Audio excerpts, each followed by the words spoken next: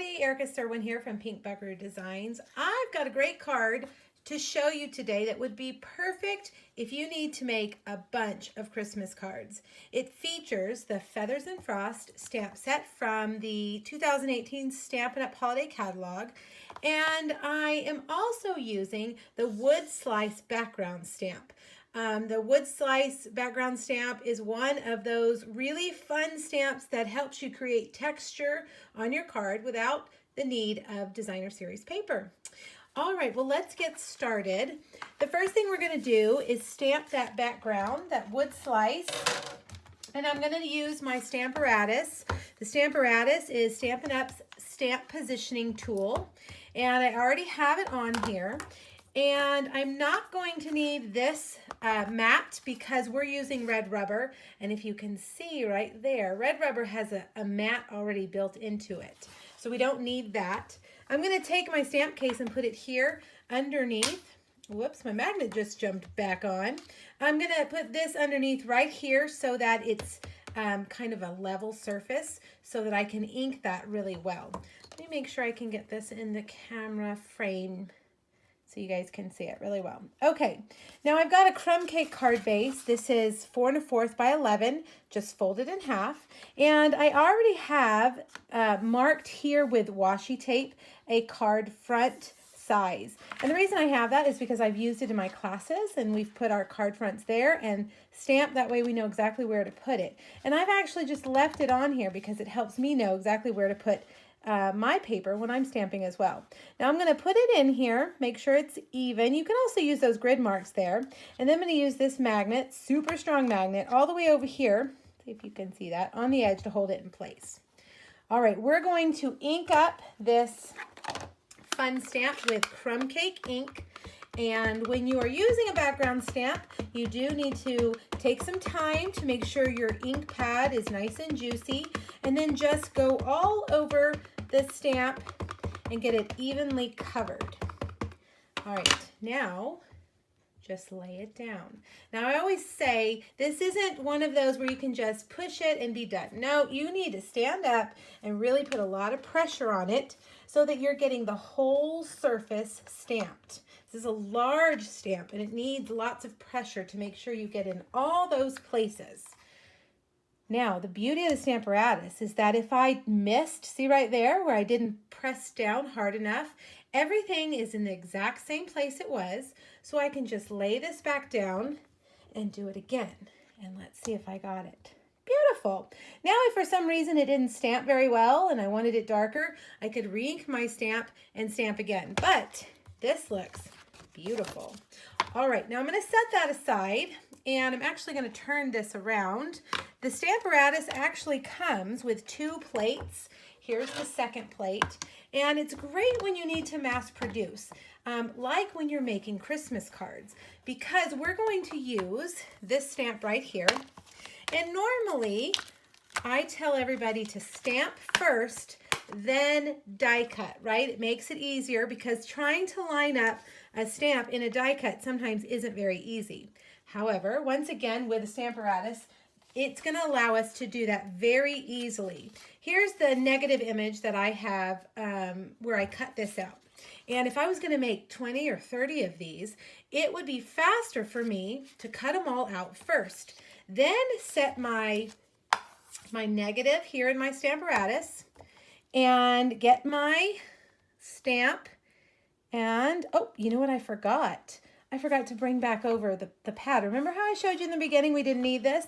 But the photopolymer stamps don't have that pad. So that's why it comes with a pad, to give us just a little bit extra layer to make our stamps meet the paper when we bring it over. All right, so put your pad down, put your negative space paper there, hold it down with your magnet, and then line up your stamp so that it'll be perfect. And then bring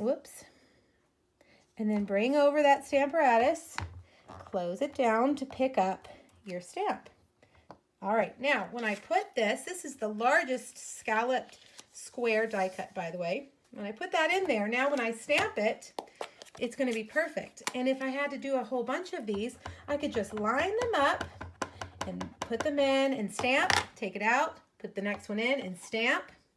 I'm stamping it in Old Olive, on Old Olive cardstock, and perfect. So see, then I could take that one out and put the next one in. It's just a quicker way to get your cards made when you have a bunch of cards that you need to make. All right, let me move all of this out of the way. And we're going to do just a little bit of coloring on this image. If you had a bunch of these that you needed to make, you don't want to spend tons of hours coloring them, right? Because this is one that could take quite a bit of time. So I'm just going to do a little bit of coloring. I'm just going to take my light Old Olive marker, Stamp and Blend. This is called a Stamp and Blend. And I'm just going to go in and do about half of the leaves. I don't need to do all of them. And if you wanted to, you absolutely could. However, if I'm making a whole bunch of Christmas cards, especially around Christmas time, I don't have a lot of time on my hands. So I'm going to go in and just do a few like that. All right, now I'm going to take the dark cherry cobbler and color in some of the berries, not all of them, because I'm going to come back with my red rhinestones and add some red rhinestones there in place of all the coloring. Let's see. Okay, so we've got about, I don't know, maybe 3/4 of those in there. Now I'm going to take your pick tool and just slide these guys on here like that. All right, see how it's like a little spatula? And it helps kind of grab those and not have to mess around with your fingernails trying to pick them up. Sometimes it's just really hard to get them without a tool. So a tool, whoops, that guy just jumped off. Sometimes a tool helps when our fingers don't want to do the work. I feel like I need one more over here. So let's get one more, and I think I'll do this one. All right, so there we go. We've got our beautiful little wreath. And now we need to stamp the sentiment. This is also from the Feathers and Frost stamp set. And I'm going to stamp it in cherry cobbler on a little label that was cut with the framelits from the Lakeside Framelit Collection. And we're going to add that on with a dimensional. Now, these projects were originally done during a Facebook Live. I do Facebook Lives every Friday. And this is the clean version, so you don't have to listen to all the chatter. But if you'd like to get the details, any dimensions or product information, there will be a link here on YouTube for you to hop back over there, and it'll take you to the original Facebook Friday post. And you'll also be able to see 2 other projects using this stamp set. Now I'm using some of the Christmas Farmhouse, Festive Farmhouse DSP.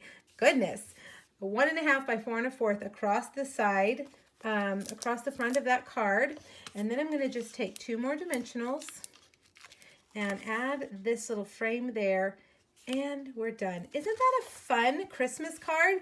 And with that Stamparatus, you could quickly get them out and have them done and ready to send. All right, you guys, thanks so much. Let me know if you have questions, and make sure you hop over to my blog to get that information on these cards. Have a great one. Bye-bye.